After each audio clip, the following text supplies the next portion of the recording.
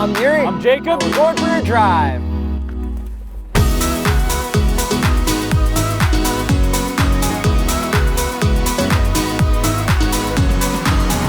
'22 BMW X3 M40i with launch control.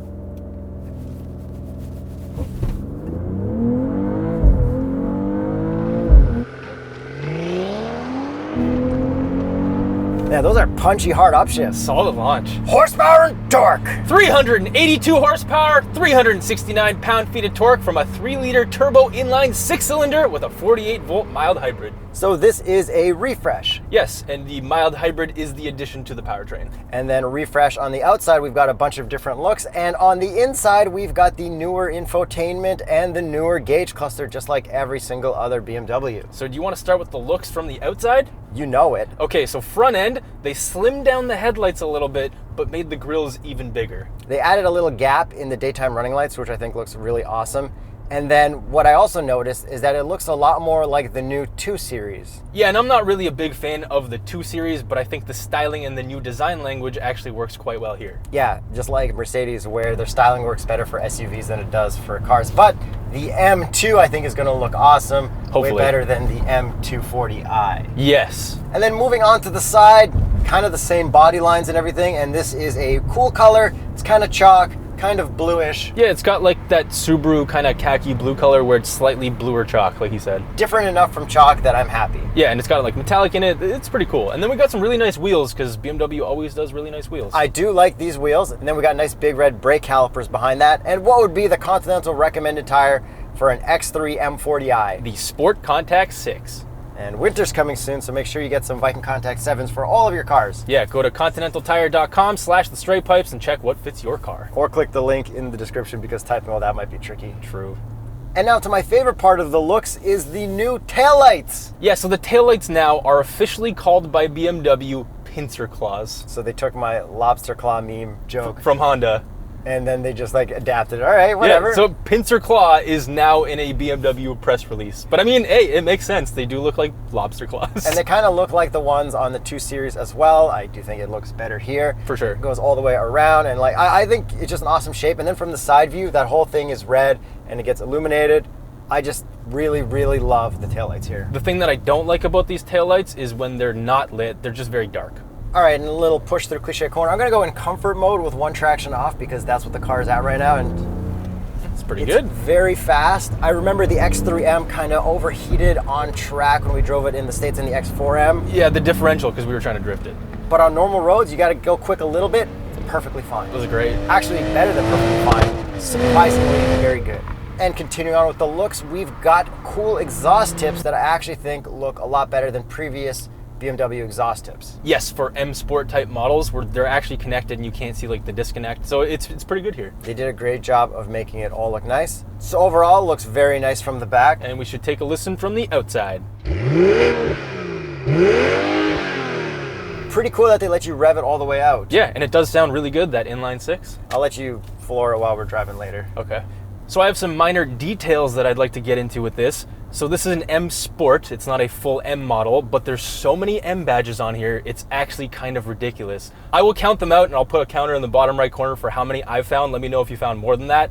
I counted 19 badges. 19! Do the M side view mirrors count as an M badge? No, but that is a thing that they just added to this that makes it even more M. Like, they tried to take so many elements from M into M Sport. I'm kind of disappointed with how they did that. I mean, the M's are fast. We love the M340i here. If I put this in sport mode. No, I'm not saying it's not fast. I'm not saying it's not good. It's just too many M badges I'm okay. for not a real M. It's close enough. How many badges is the real M going to have? Is it going to have less? It might have less. They do that kind of stuff sometimes. And I'm cool with that too. And then you have to pay extra to have even less. And then they'll black it out so you Yeah. can't even see them. What I really want to know is leave a comment below if a BMW ever came stock with the 3 color stripes on the grille. Ever. If there's ever a stock BMW that did that. Yeah, Or a let race us car. know. Or a real race car. I'm going to go with no, though. And then briefly moving into the interior. So this updated gauge cluster, it's the one that all the rest of them have. In the last X3M we did, it had those kind of analog circle-looking digital screens. Yeah, those are really cool because we love that in the previous generation of M2 as well. And then that also had the old weird style shifter, where this has the normal style shifter and command center. Everything's all good. And then the infotainment is the new one, wireless Apple CarPlay, wireless Android Auto.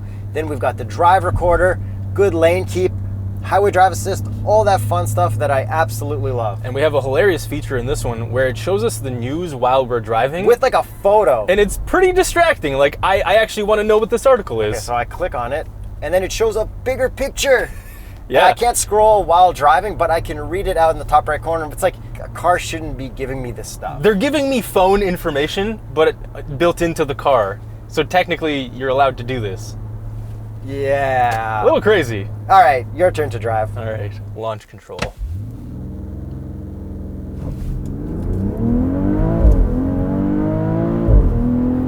That is very, very smooth, and I even saw the e-boost logo light up during that launch.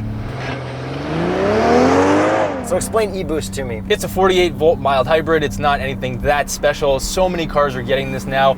Basically, some of the electronics from the car run off a hybrid system now.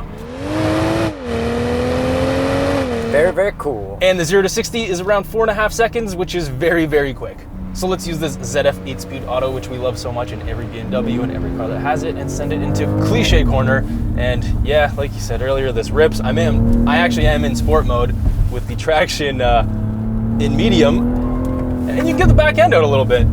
It's good, it's fun. I heard you flying around over there. I went limp. The limp test, is that now a thing? So it is all-wheel drive, it's X-Drive, it is rear biased, and you can feel it. When you put it into sport mode, it sends more to the back, and the M40i is more rear biased than the regular versions of this car. M40i has a good amount of power. It really is. Like, we loved the M340i. This is great as an SUV. That's why it deserves so many M badges. Yes, yes. I'd say like 50% of the M badges would still be appropriate. And the steering is also very, very normal. There's nothing weird going on. It doesn't feel like that first M5 that we drove. The suspension is also really good. It is adaptive. We can change it. It is the M Sport suspension. Not too stiff. It's just right. And in terms of drive modes, all the same modes that we've ever had in BMWs. We've got Sport. We can go to Sport Plus, Comfort, Eco, Pro. It's kind of cool that BMW nailed infotainments and control stuff, and they sent it to every single one of their models. For sure. But one thing they screwed up is where you put your phone. Yeah, for some reason, we do have the iPhone 13, whatever Pro this is. It's not the Pro Max anymore, and it barely fits in here. It's not a wireless charger, so when it's in there, you can't plug it in. Yeah, there's no room. So if you had a Pro Max, you wouldn't actually be able to fit it in here. Cup holders.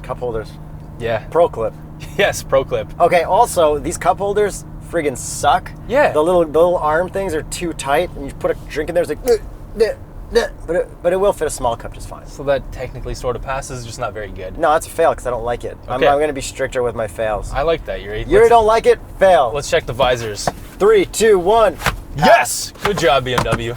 So inside we also have a nice big moonroof. We've got cool red seats. They're not the most comfortable, but they're not bad. I just can't get into a comfortable position. Yeah, and they do have extra bolstering, which you can adjust, which is really nice, but Yuri and I just can't get too comfortable in these seats for some reason. I feel like my butt won't get right into the bottom corner of it. Yes. There's a little bit like floatiness. Exactly. And I feel like I didn't like the X3M seats either. And the color of red that they use for these seats is really good. It's totally different than a lot of the other reds out there. So if you are shopping for one of these, head to tsp.truecar.com to see discounted local price offers, and then definitely sit in one of these at that dealership. See if it's as comfortable for you as you want it to be. And then backseat room is actually pretty good, and we even have peasant blockers back there, which I love so much. Baby shades. Peasant blockers. Baby shades. Nah, man. Baby shades. My baby does not want to see peasants, all right? Maybe yours does. Mine doesn't mind. And then trunk room is pretty good. We can fit all our carry-ons. We fold all the seats down. There is a ton of room. We've got a nice little privacy blocker. And throughout this entire interior, we do have the optional carbon fiber package, and I love it. It's really nice carbon. The quality is really good, and it is gloss. There is a bunch of gloss black in here, which does suck, so that is the one thing that they didn't totally fix in this generation. Instead of carbon fiber, it would be cool if they made like a cowboy version with like exposed wood and branding. Does Germany have cowboys? Does Germany have cows? I mean, they have cows, but... Are they different than our cows? Ooh. Are they skinnier cows? I don't know. They're faster cows. Germany, let us know. They go on the Autobahn. Are German cowboys like Alberta cowboys, where they like wear the hats and stuff? And like, I don't know. like, what does a German cowboy look like? Let us know. Really, no idea. If you have a German cowboy friend, relative, if you are a German cowboy, if you know what the equivalent of a cowboy in Germany is, let us know, because we're probably being very ignorant right now. Oh, and then another fun feature that I used was the backup assist. Yeah. I had it in my long, tricky driveway, and I just did backup assist and got it all the way out. So if I actually had this as my personal car in that driveway, I would use that feature all the time. There you go. It's a convenient feature. So to end things off, how did BMW do with this overall refresh of the X3? They did a very good job of not screwing anything up, just enhancing everything. In this trim, but if you change the trim, the bumpers don't look as good in other ones. But still not screwed up. Like it's still a really good car. Like this SUV, I think it's their best seller. It makes total sense because they couldn't screw this up. So I guess it's time we get to the price. This one starts at $66,990 Canadian. and this one is optioned out to $84,335. Still kind of a lot for an X3. I feel like that's what I'd want to pay for a lower trim X5. Yeah, and I do recall that the previous gen X3 M was kind of around $90,000. But it is really nice, it is really fast, and it's got a whole lot of cool features, and we both pretty much love BMW interiors the most. Yeah, these interiors are really, really good, very thoughtfully laid out. Adios, amigo. See you next Tuesday or Friday.